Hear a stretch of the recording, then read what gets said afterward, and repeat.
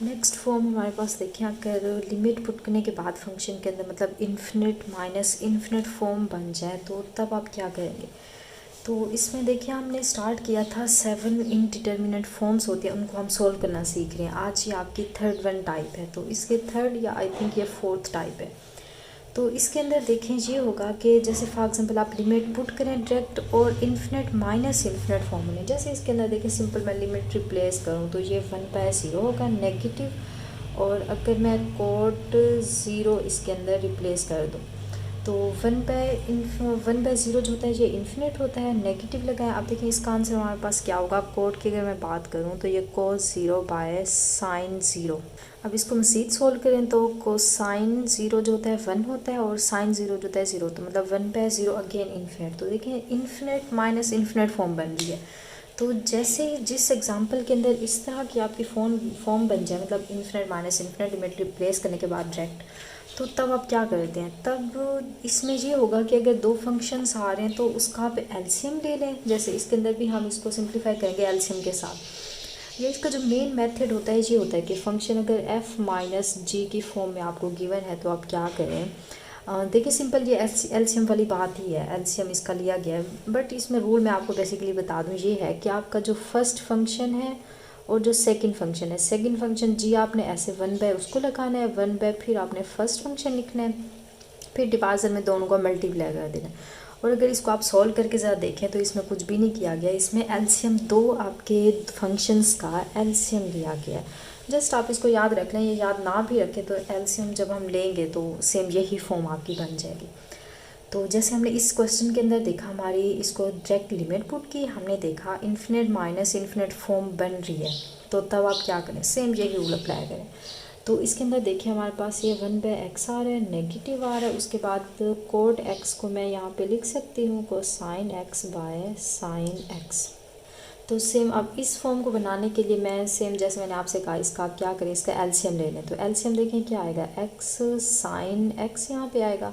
तो अब इसको हम इससे डिवाइड जब करेंगे x कैंसिल हो जाएगा, मतलब जस्ट साइन x बचेगा। नेगेटिव लगाएं, यहाँ से साइन कैंसिल तो x बचेगा, ऊपर को साइन है तो x कोसाइन x हमारे पास ये आ जाएगा।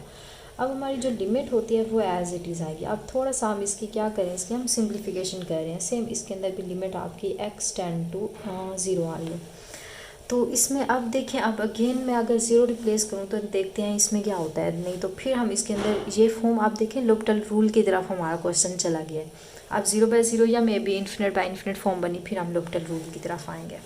तो इसमें अगर लिमिट रिप्लेस करें तो डिवाइजर में देखें ये 0 0 मल्टीप्लाई 0 डिवाइजर में 0 बन रहा है, और ऊपर साइन 0 जो होता है ये 0 नेगेटिव, और कोसाइन 0 1 होगा, बट ये 0 मल्टीपल तो 0, मतलब अगेन देखें 0/0 फॉर्म हमारी यहाँ पे बन गई। तो 0/0 जिसके अंदर आ जाए तो आप लोपिटल रूल को अप्लाई करते हैं।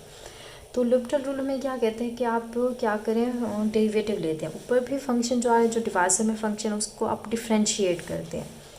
तो साइन का डेरिवेटिव अगर मैं देखूं तो हमारे पास कोसाइन x आएगा नेगेटिव। अब इसका देखें डेरिवेटिव हमारा कौन सा रूल है, दो फंक्शन मल्टीप्लाई हो रहे हैं तो प्रोडक्ट रूल आएगा। प्रोडक्ट रूल के अंदर first function as it is हम लिखते हैं, और कोसाइन x का डेरिवेटिव जो होगा नेगेटिव साइन x आएगा, फिर उसके बाद हम प्लस लगाते हैं। अब हमारा cosine x as it is dot x का डेरिवेटिव 1। तो आप इसको यहाँ पे मल्टीप्लाई कर दें, नेगेटिव नेगेटिव पॉजिटिव हो गया, x साइन x हो गया, फिर हमारे पास ये नेगेटिव में अंदर मल्टीप्लाई कर दें, फिर ये माइनस का कोसाइन x हमने डायरेक्ट कर दिया, क्योंकि ये माइनस का सिंबल था, इंटू लगा के दोनों फंक्शन है, नेगेटिव वाला पॉजिटिव हो गया, पॉजिटिव वाला नेगेटिव, नेगेटिव अंदर मल्टीप्लाई करने से। अच्छा अब सेम इसका आप डिफ्रेंशिएट करें तो इसमें भी same x as it is, sine का डेरिवेटिव हमारा कोसाइन x, फिर हम प्लस लगाते हैं, हमारा साइन दूसरा function as it is dot x का फर्स्ट फंक्शन का डेरिवेटिव 1 आ गया। इसको यहाँ पे राइट कर लें, x कोसाइन x आ रहा है प्लस हमारे पास साइन x आ रहा है। अच्छा ऊपर अगर मैं देखूँ कॉमन कुछ नहीं आ रहा, डिवाइजर में भी नहीं है, तो मतलब अगेन इसके ऊपर आप लिमिट देखें 10 करवाएं 0 पे, तो क्या बन रहा है यहाँ पे, तो 0 हो जाएगा, साइन 0 0 0 प्लस 0 डिवाइजर में 0 बन रहा है। तो आई थिंक अगेन लोपिटल रूल की तरफ जाना पड़ेगा। तो यहाँ पे हमारे पास कोसाइन ये हमारा कितना हो जाएगा, यहाँ साइन कोसाइन से कोसाइन तो ये कट हो गया, ऊपर x साइन x जब 0 मल्टीप्लाई होगा तो अगेन ये देखें 0/0 फॉर्म। तो अगेन इसके ऊपर लोपिटल रूल को अप्लाई करें तो एक्स साइन एक्स का डेरिवेटिव हमने अभी फाइंड किया था ये वाला, तो इसको आप ऊपर यहाँ पे लगा दें। एक्स को साइन एक्स आ रहा है प्लस साइन एक्स आ रहा है। अच्छा, अब डिवाइजर में एक्स को साइन एक्स का डेरिवेटिव ये हमने फाइंड किया था, तो इसको लगा दें। एक्स यहाँ पे साइन एक्स प्लस ये cosine x plus sine as it is, ये हमारा आ गया। क्लियर है। तो अब इसके अंदर हम लिमिट अप्लाई करते हैं। मे बी अब हमारा यहाँ पे ये सॉल्व हो जाए। तो इसके अंदर देखें, ऊपर हमारा एक्स ज़ीरो होगा, कोसाइन 1 होगा, तो ज़ीरो मल्टीप्लाई मतलब ये पूरा ज़ीरो हो जाएगा हमारे पास। तो साइन ज़ीरो की अगर मैं बात करूँ तो ये भी ज़ीरो। अब अगर डिवाइजर में देखें तो ये ज़ीरो, तो मतलब ये सारा ज़ीरो हो जाएगा। और अगर मैं यहाँ को साइन ज़ीरो पुट करूँ तो ये आंसर 1 आएगा, और अगर साइन ज़ीरो पुट करूँ तो ये भी ज़ीरो। तो मतलब 1 प्लस ज़ीरो, तो 2 ज़ीरो है प्लस 1 है, तो मतलब इन जनरल 1 आ जाएगा। तो मतलब 0/1 मीन्स अब अनडिफाइंड फॉर्म नहीं बनी, अब हमारा आंसर 0 आ गया।